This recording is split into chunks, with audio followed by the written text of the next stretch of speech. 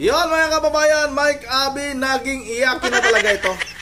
Kulang na lang mga kababayan, maglulumpasay, maglulundag sa galit kay Senadora Amy Marcos. Bakit daw itong kapatid mismo ni Pangulong Marcos Jr. ay gumawa ng paraan para magkaroon ng investigasyon sa illegal nga na pag-aristo kay dating Pangulong Duterte. Pero bago tayo magpatuloy, babati muna ako ng magandang hapon sa aking mga subscribers dyan, sa aking mga viewers. Maraming salamat sa inyong suporta. Shoutout sa inyong lahat. Yun ang mga kababayan. Galit nga itong si Mike Abe kay Senadora Amy Marcos dahil nga bakit daw gumagawa pa ng paraan na maimbestigahan yung illegal na pag-aristo kay dating Pangulong Duterte. Eh kung wala ba namang masama, bakit nag-react kung mag-imbestiga itong si Senadora Amy Marcos? At nangangampanya ito mga kababayan wag daw nating ibuto, wag daw ibuto itong si Senadora Amy Marcos ngayong darating na eleksyon. Huwag kang mag-alala Mike Abe. Wala naman talaga kaming ibubuto sa mga senatorial candidate nitong si Pangulong Bongbong Marcos. Kahit isa niyan, wala. May kausap nga rin ako kanina. Nakausap ko bigla dun sa kalsada kasi naglakad-lakad ako mga kababayan. Napag-usapan namin bigla yung mga nangyayari ngayon sa ating bansa. Ayon sa kanya, ay wala daw talaga siyang iboboto din. Yung kanyang buong pamilya, walang iboboto ni isa sa line-up o sa senatorial candidate nitong si Marcos Jr. Kaya wag kang mag-alala Mike Abe, kahit magagalit ka man kay Senadora Amy Marcos, wala kaming pakialam. Ang pakialam lang namin, bakit ayaw mo rin na lumabas yung katotohanan? Ang dami mga kababayan, dahil sa ginawang investigasyon ni Senadora Amy Marcos sa pag-aresto kay dating Pangulong Duterte, nalaman natin yung mga kakulangan, yung kalabisan ng pamahalaang ito. Narinig niyo naman siguro yung nangyaring Senate hearing mga kababayan. Warrantless arrest ang ginawa nila kay dating Pangulong Duterte. Kidnapping mga kababayan. Tapos itong si Mike Abe, akala ko ba matalino itong hindot na itong tao na ito. Tulin na siguro natin yung salitang yun mga kababayan. Baka pagalitan tayo ni YouTube, no? Pag nagmumura kasi dito sa YouTube, parang hindi na tinatanggap ni YouTube mga kababayan. Yun ang itong si Mike Abe, bakit kaya ayaw niyang lumabas yung katotohanan? Talagang ginagawa niya mga kababayan, pinaparating niya sa iba nating mga kababayan, sa kanyang mga followers, sa kanyang mga subscribers, na tama yung ginawa ng administrasyong ito, na mali naman talaga. Bakit ayaw mong ipaliwanag ng maayos Mike Abe? Magkano ba ang dahilan? At bakit ba galit na galit ka kay dating Pangulong Duterte? Nagtatanong lang apektado ka ba nung panahon na mayroong war on drugs? Hindi ka ba nakakagamit na noon? Nagtatanong lang. Kasi nga naman, halatang-halata ka naman masyado. Huwag magpalata masyado Mike Abe. Kaya ka nga nag-walk out noon sa SMNI dahil nga itong si Pastor Apollo Kibuloy, sa mga hindi pa nakakalam, ulitin ko lang, may inilabas na opinion si Pastor Apollo Kibuloy. Ayun kay Pastor Apollo Kibuloy, bakit ba hindi na banggit ni Pangulong Marcos Jr. sa kanyang unang opinion, sa kanyang unang suna, yung tungkol sa pagsugpo sa pinagbabawal na gamot at yung pagsugpo sa mga makakaliwang grupo? Aba, galit si Mike Abe mga kababayan. Biglang nag-walk out sa SMNI. Iniwan si Pastor Apollo Kibuloy. O, kita mo? Kita ninyo? Itong ganitong klaseng tao tapos pinaniniwalaan ng mga subscribers nito. Hindi magkakalayo itong si Epifanio Labrador at itong si Mike Abe. Ang kaibahan lang nila, itong si Mike Abe ay naka-Amerikana. Samantalang si tawag nito si Supot, pares yatang mga supot itong mga ito itong si Epifanio Labrador ay nakamaskara lagi. Bakit kaya hindi sinasabihan ni ni Labrador na malaki mata?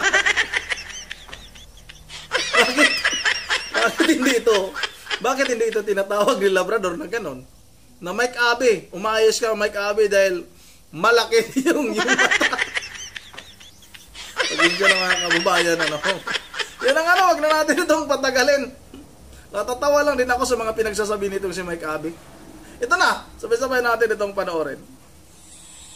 Parinig ko sa inyo ang ilang bahagi ng Parinig mo. public hearing ni Senator Amy Marcos, Chairman ng Committee on Foreign Relations. Sa tingin ba ninyo kailangan ito? Kailangan yan. Kung in aid of legislation, patapos na ang 19th Congress, ano kaya ang gustong palabasin dito ni Senator Amy Marcos na identify na maka-Duterte? O kahit anong mangyari Duterte siya, kahit na ayaw naman tanggapin ng mga DDS na siya ay maka-Duterte, ito po yung kanyang ginagawa at ginawa yan ho sa public hearing ng kanyang komite. Pakinggan po natin. Ma'am, jurisdiction of the ICC is throughout the world. We belong to a community of nations that is tied together by a legal system called international humanitarian law. It is something adopted by more than 150 countries in the world. International humanitarian law, which became a law in 2009 or 2010. And that law, that domestic law, is what we adhere to in this case. Are you referring to RA 9851? Yes, ma'am. Because you indicated the date was 2009, is that correct? Yes, ma'am. Thank you. So therefore, we are not members of the ICC. We are not members of the ICC since President Duterte withdrew our membership in 2018, effective 2019. Okay.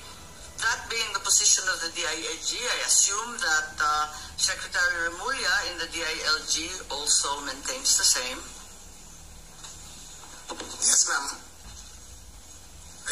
I defer to the wisdom of the Department of Justice. And the PNP, General Marbil, please. Yes, Madam Chair. Thank you. If that is therefore an unqualified yes, and you are in agreement with the President that the ICC has no jurisdiction whatsoever,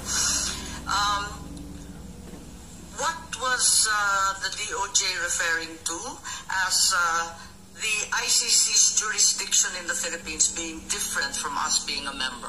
What is the distinction, please? Ma'am, the ICC tries people for individual crimes, not states. So the Philippines, as a state, cannot be called upon by the ICC to do something for them. But when the ICC is running after individuals who are Filipino citizens, then that obligation becomes another kind of obligation. So that therefore the Senate ratification of the ICC at the time that it was ratified is of no weight.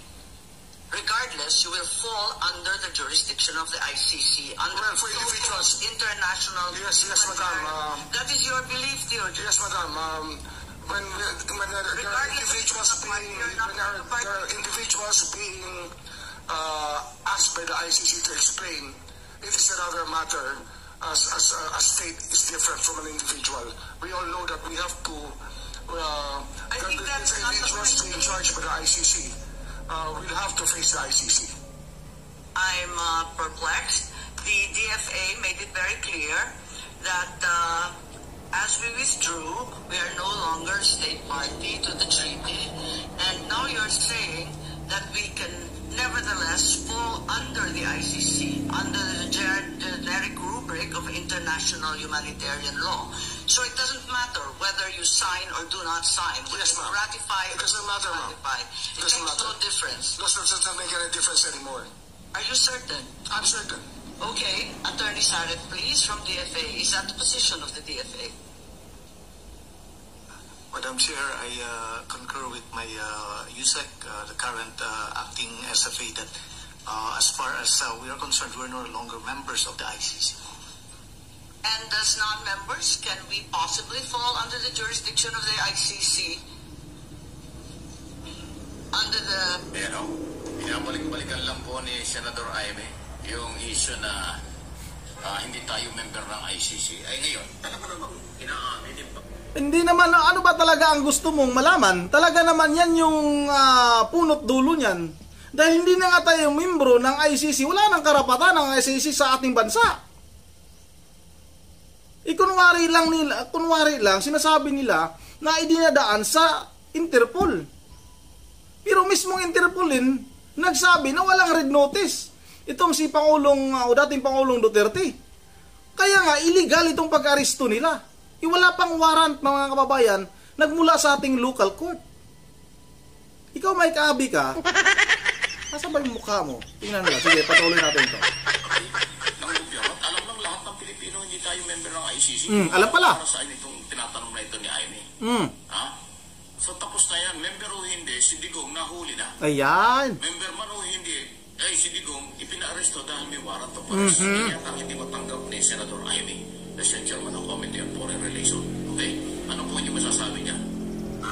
Talaga bang in aid of legislation ito? O talaga lang gusto lang nilang mabigyan ng puntos ang kampo ng mga Duterte? Matapang sumasagot ang gobyerno, PNP, DILG, the Department of Justice at Department of Foreign Affairs na tama yung ginawa ng gobyerno. Nako. Sa pagtulong sa Interpol at paghuli kay Duterte. Kahit hindi tayo member, pero merong Interpol warrant of arrest galing sa ICC, kaya pinatupad ito. Hindi ibig sabihin hindi tayo member ng ICC, pagka may warrant of arrest ay hindi na ipatutupad ng gobyerno. Nakalimutan ni Aimee siguro na ang Pilipinas ay member ng Interpol. Ayan nagkakalituhan. Ano po yung masasabi niya? Kayo ba'y naniniwala? Dyan lang muna mga kababayan, membro tayo ng Interpol, pero hindi tayo member ng ICC. Sino bang nagpa-aresto? Inutusan lang yung Interpol. Walang karapatan dapat ang Interpol na mag-aresto. Dahil yung sinasabi nilang warrant of arrest ay nanggaling sa ICC. Itong gobyerno na ito, talagang gusto nila talagang mawala si dating Pangulong Duterte sa kanilang paningin. Ikaw, Mike Abby, dahil nga tinik sa inyong lalamunan yan. Hindi kayo basta-basta malayang makakagamit kung anumang pinagbabawal na utot ng demonyo yung inyong mga ginagamit dahil nga kay dating Pangulong Duterte. At lalong-lalo na pag makaupo, makabalik, maging presidente, itong si Vice President Sara Duterte. Kaya gusto talaga ninyong mawala. Pati impeachment na yan, talagang nilalakad nyo. Ginugusto nyo na mangyari yan para mabura ang mga Duterte. Oo nga, alam namin na hindi na tayo membro ng ICC. At yung Interpol mong pinagmamalaki, kaya dapat daw na ibigay si dating Pangulong Duterte dahil membro tayo ng Interpol. Bakit itong si Arne Teves? Ikaw, talagang iwan ko lang kung matalino ka ba. Bakit itong si Arne Teves? Interpol ang nakipag-ugnayan sa Timor-Leste, mga kababayan, para maibalik dito sa ating bansa itong si Arne Teves. Pero ano ang ginawa ng bansang Timor-Leste? Yung korte ng Timor-Leste, pinahiya lang yung itong Pilipinas.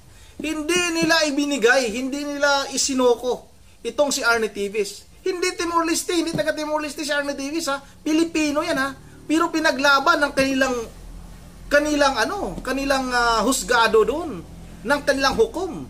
Samantalang itong si Pangulong Duterte ay naging presidente sa ating bansa. Isinoko nyo sa ICC. Anong klaseng administrasyong ito? Tapos galit ka kaya Senador Aimee Marcos dahil nagkakaroon nga ng investigasyon yung Senado. Kung talagang illegal ba? Talagang illegal naman, mga kababayan. Kahit sino ba naman yung magsasabi na illegal talaga.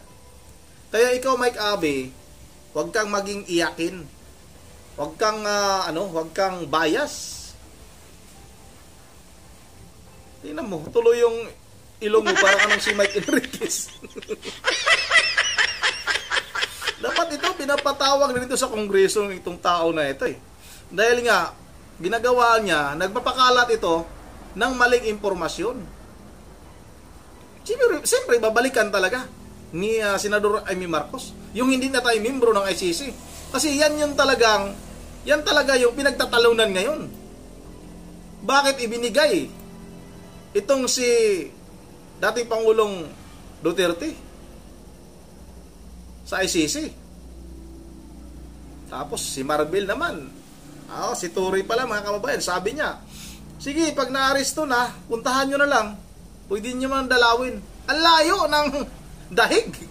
Pare-pare sa mga utak nitong mga tao nitong si tao ni Marcos mga kababayan.